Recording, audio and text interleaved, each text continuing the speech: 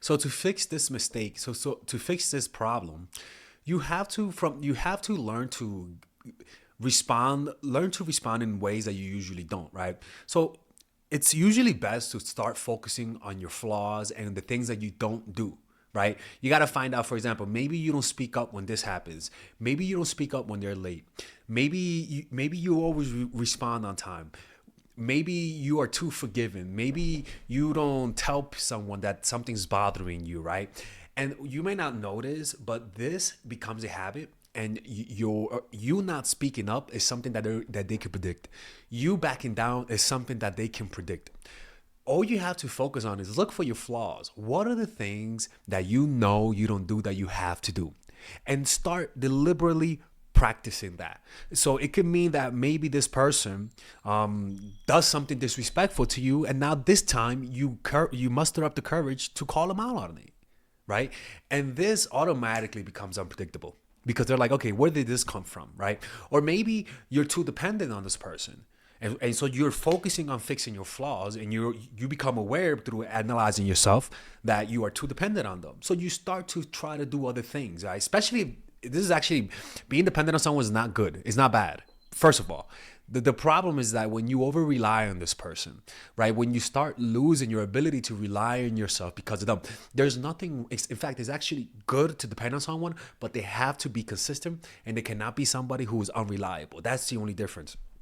But generally speaking, finding the things, your shortcomings as a person, and trying to work on it will automatically make you unpredictable because you are forced to develop new habits.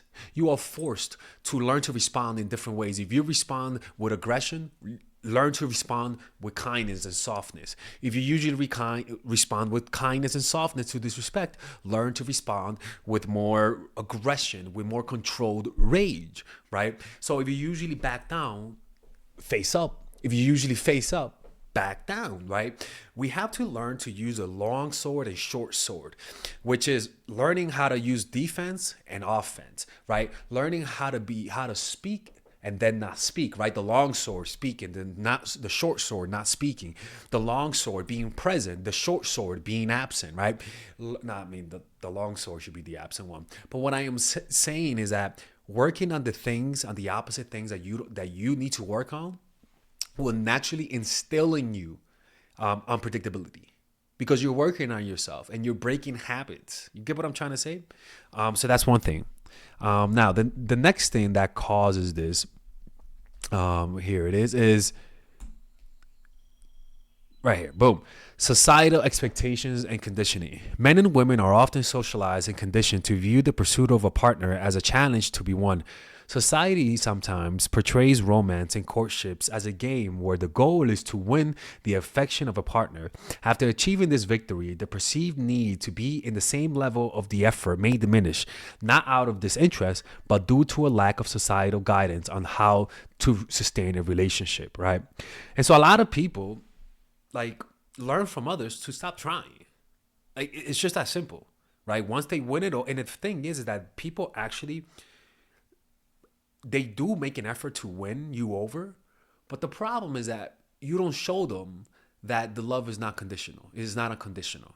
You go out of your way to show people that what you are feeling for them is unconditional, that you're always gonna love them, even though it's not true. You're given that impression, wittingly or unwittingly. And so we gotta realize that the courting doesn't stop once they get the pom pom. Doesn't stop once you get them in a relationship. Doesn't stop once you get married with them. It should be continually. They should be winning you over. And this is how it's done. Learn to talk about difficult things. Learn to talk about things that are challenging in the relationship. That will naturally break rapport. It breaks the habit. Whatever routine you guys had, having tough and uncomfortable conversations, which is natural and which actually shows up a lot more than you guys think. those conversations naturally makes you feel sometimes ashamed. It makes you not want to talk about it. It creates anxiety, creates fear. But what you're really doing is that you're bringing new emotions into this. You're making them feel different things. And what it will do is that it'll create a desire to reconciliate, to win you over again. Maybe you're not happy with the way they're behaving. And so you tell them that. And those are hard things, honestly. They really are like uncomfortable conversations.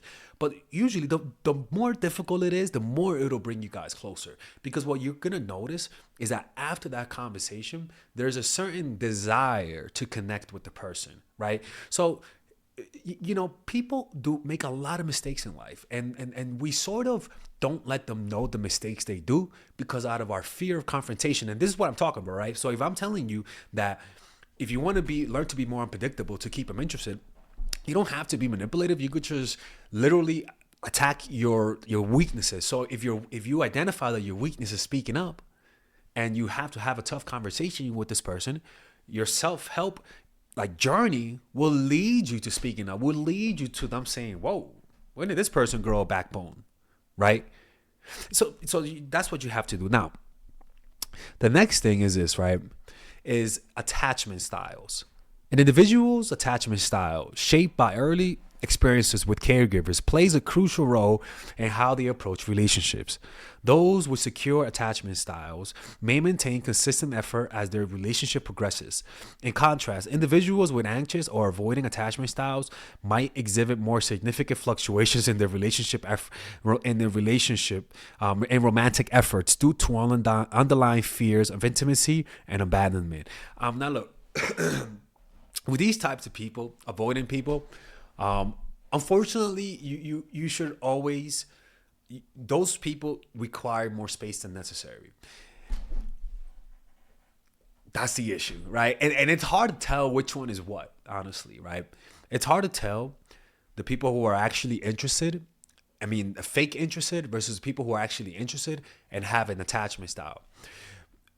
What you'll notice is that the person who's interested, who really, really likes you,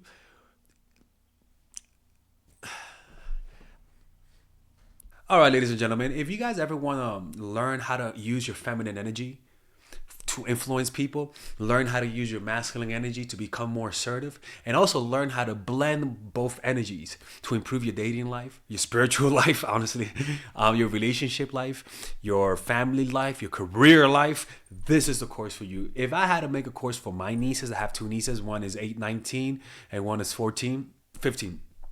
16. Holy shit.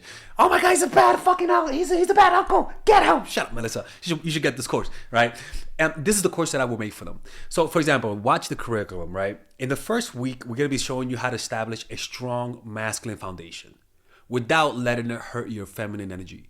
This masculine foundation is a source of who you are, right? It's your bodyguard. Without this, whatever feminine energy you create will be destroyed by the outside, because your masculine is your shield. So we'll talk about goal setting. We'll talk about how to develop a serious attitude. We're going to be talking about how to use more logic, how to use more goal-oriented behavior. It's more how to be a man. Now the next one is how to embrace the feminine energy, right? This one would teach you about how to minimize excessive masculine traits, developing self-awareness, healing abundant feminine energy, regulating your emotion, mastering voice qualities and facial expressions, surrendering control, and allowing pain to be felt. This is honestly, this will supercharge, like Kaioken, your masculine energy. After that, we have femininity in the workplace and how to be feminine in the workplace without letting people take advantage of you, and the nuances of how women of power should behave versus women who are subordinates in the workplace, and even the dress code. This is based on psychology, people. It's kind of insane. I'm actually excited about this one. The next week, we talk about navigating the labyrinth of male and female friendship. And this, a lot of women find confusing, so we talk about that.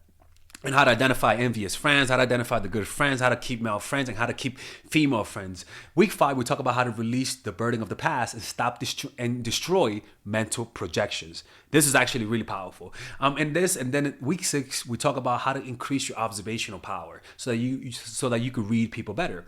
And we have a bunch of bonuses. The course starts at $99, and you guys can pre-order the course today at $69 before it goes out. If you're watching this, most likely I'm in the meditation retreat, so most likely I will be praying for all of you guys. And just click on the description down below of the video, right there. You'll see it, and you could pre-order that course. It's gonna be out by the end of next month or the beginning of February of March. One of the two people, because I have a 10-day retreat to do, and I want to finish the course after the retreat, because I think the ideas are gonna be so much better. All right, man. I'll see you guys later. Pre-order, man. Oh, I'm closing the channel.